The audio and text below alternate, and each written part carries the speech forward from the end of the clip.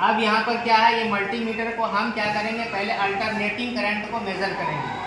यानी कि ये क्या है, इसमें अल्टरनेटिंग करंट आ रहा है, एसी वोल्टेज आ रहा है। क्या घर में जो लाइन होता है 220 वोल्ट से लेकर 230 250 वोल्ट आता है, घर में आता है। तो हमको इस पे किस पे रखना है, 200 वोल्टेज पे। अगर इस पॉइंट को रखेंगे तो ये मेजर करके नहीं देगा, देगा नहीं देगा, रीडिंग ही नहीं देगा, क्योंकि 200 से ज़्यादा वोल्ट हमारे घर में आता है। अब इसको कहाँ पर सेट करके रखना पड़ेगा, 750 पे। और 750 पे रखने के बाद नॉब को क्या किया जाता है, इस दोनों नॉब को दोनों इसमें से इंसर्ट किया जाता है। इस तरह से इंसर्ट किए, ठीक है। और करंट को ऑन किए, 750 पे रखने के बाद इस पॉइंट को ऑन कर देते हैं। बता देंगे कितना वोल्टेज आ रहा है, 249 आ रहा है ना, 249। ये काम और ज़्यादा होते रहता है। क्यों ये काम और ज़्यादा इसलिए होता है, क्योंकि ये एसी वोल्टेज है। किसी समय कम होता है, किसी समय ज़्यादा होता है, फ्लक्चुएट करता रहता है, अल्टरनेटिंग करंट, ठीक है। तो अब यहाँ पर इस वीडियो में हम लोग इस मल्टीमीटर से क्या करेंगे, ये बैटरी को टेस्ट करेंगे कि ये बैटरी में कितना वोल्टेज है बचा हुआ। तो इस मल्टीमीटर को, बैटरी के लिए वोल्टेज अगर चेक करना है तो हमें इस मल्टीमीटर का पॉइंट को कहाँ पर रखना पड़ेगा, डीसी वोल्टेज। बैटरी क्या होता है, डीसी वोल्टेज पे वर्क करता है। और ये कितना वोल्टेज का बैटरी है, ये 12 वोल्ट का बैटरी होता है। कितना होता है, 12 वोल्ट। लीड एसिड और सब बैटरी जो आता है इन्वर्टर में जो लगाते हैं, कितना होता है, 12 वोल्ट से वही होते हैं। को हम 12 वोल्ट का बैटरी है तो इस पे कहाँ रखेंगे, 20 पे रखेंगे, तब ये 12 वोल्ट दे देगा, ठीक है। अगर इससे कम देंगे तो ये नहीं देगा, क्योंकि ये मिली वोल्टेज का है। अब यहाँ पर क्या करेंगे, यहाँ पर दो नॉब है और दोनों नॉब को आप प्लस और माइनस में सटाओ। लाल क्या होता है, पॉजिटिव, और ब्लैक निगेटिव। तो सटाने के बाद कितना वोल्टेज आ रहा है, 9.43। कितना वोल्टेज आया, 9.43।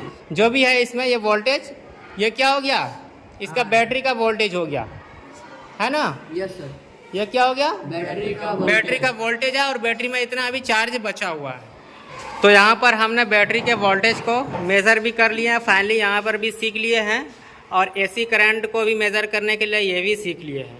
अब जो पॉइंट रह गया है इसमें, अब ये प्रतिरोध मेज़र करने के लिए रह गया इसमें, रेसिस्टेंस। क्या रह गया है, रेसिस्टेंस। यानी इंग्लिश में रेसिस्टेंस और हिंदी में प्रतिरोध बोलते हैं, ठीक है। जैसे यहाँ पर हम थ्योरी बताएं, तो प्रतिरोध को किस में मापा जाता है, ओम में। किस में, ओम में। ओम का सिंबल क्या होता है, यहाँ पर जैसे दिख पा रहा है ओम का सिंबल, क्योंकि ओम साइंटिस्ट का नाम है और ओम के नाम से यहाँ पर प्रतिरोध का खोज किया गया था। और ये प्रतिरोध मेज़र करने के लिए हम इस पॉइंट पे इसको क्या करेंगे, बैठा देंगे। इस पॉइंट को इसको रोटेट करा के पॉइंट पे लाएंगे, ठीक है।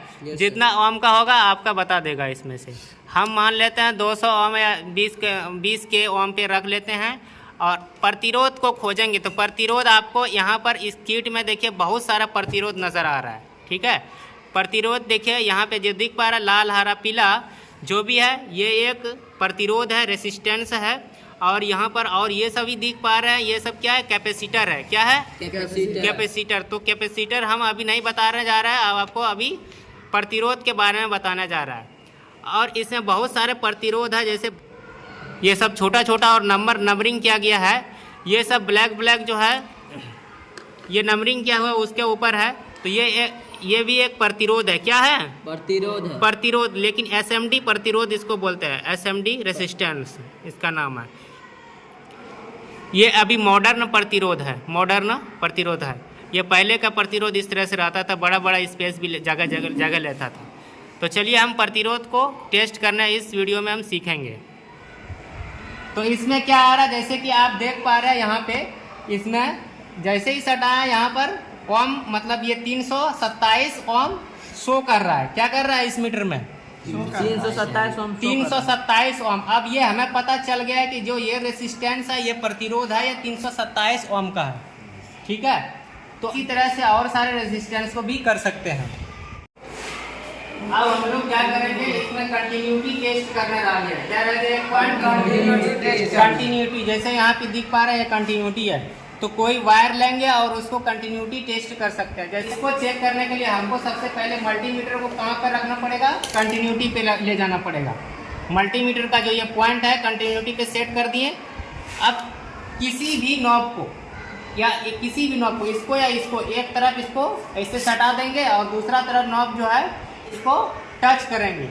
अगर इसमें रीडिंग देगा तो ये सही मानेंगे, अगर रीडिंग नहीं आएगा तो समझ लो यहाँ पर फॉल्ट है, यहाँ पर कहीं तार सही नहीं है। तो जैसे ही टच करते हैं तो यहाँ पर रीडिंग आया और बीप की आवाज़ सुनाई दिया, और यही बीप की आवाज़ सुनाई देने के बाद हमें ये पता चलता है कि ये वायर क्या है, सही है और ये कंटिन्यूटी है, कहीं पे फॉल्ट नहीं है। तो फॉल्ट टेस्ट कैसे किया जाता है ये हमें पता चल गया इस मल्टीमीटर के ग्रेफाइट। और इसमें क्या होता है, करंट फ्लो करता है ना, ये पता है।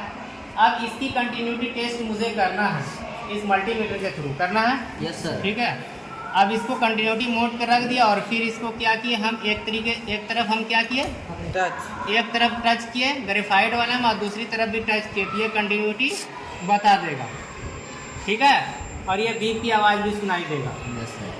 और कुछ नंबर भी आ रहा, तो ये समझ लीजिए ये कंटिन्यूटी लाइन इसमें फ्लो कर जाएगा, कोई दिक्कत नहीं है, करंट इसमें फ्लो कर जाएगा और ये कंटिन्यूटी है, कहीं पर फॉल्ट नहीं है इसमें।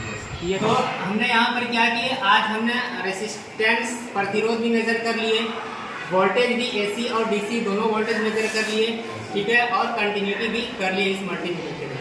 अब आपको कभी इस तरह से टास्क दिया जाएगा करने के लिए तो क्या आप कर लेंगे? Yes sir. कर लेंगे इजी तरीके से, कोई इसमें वजन वाला काम तो नहीं है, भारी नहीं है, बिल्कुल इजी तरीके से आप कहीं पर भी कर सकते हैं। कहीं पर भी दुकान पे या कहीं पे आप सीखिएगा, या मोबाइल किसी का ख़राब हो जाता है तो ये मल्टीमीटर से उसमें चेक किया जाता है कि क्या चीज़ फॉल्ट है, कहाँ है, कंटिन्यूटी आ रहा है कि नहीं, क्या है। तो इस तरीके से आप खुद घर में भी कर सकते हैं। और कोई इस तरीके से ऐसा सर्किट प्रॉब्लम आता है तो सर्किट भी बर्न होता है, जल जाता है कोई इसका कंपोनेंट, तो वो आप इससे पता लगा सकते हैं। ठीक है, दूसरा दिन नेक्स्ट क्लास में हम ऑटोमोटिव के बारे में सीखेंगे। ऑटोमोटिव में जैसे ये एक्चुअली क्या है, इलेक्ट्रिकल का काम करेगा, आपको प्लायर का भी ज़रूरत पड़ेगा, आपको ये वायर के कटर को भी ज़रूरत पड़ेगा इस तरह से, और ये टेस्टर की ज़रूरत पड़ेगा, और इस तरह से स्क्रू ड्राइवर भी ज़रूरत पड़ेगा। ठीक है ना, तो ये क्या है, बेसिक चीज़ है अगर कहीं पर भी आप इलेक्ट्रिकल चीज़ करेंगे तो। ठीक है, बिना जाने हुए तो कोई भी इलेक्ट्रिकल का काम नहीं करना है जब तक कि तुझे मतलब जब तक कि आप सीख ना लें। ठीक है, चलिए फिर मिलते हैं नेक्स्ट वीडियो में और नेक्स्ट क्लास में अच्छी तरीके से समझा देंगे। ऑटोमोटिव के बारे में ये भी एक प्रोजेक्ट है कि इसमें बहुत सारा इसमें बॉल बेरिंग है, कैसे ये हैंडमेड है तो कैसे बनाया गया है इसको, इसके बारे में भी नेक्स्ट क्लास में।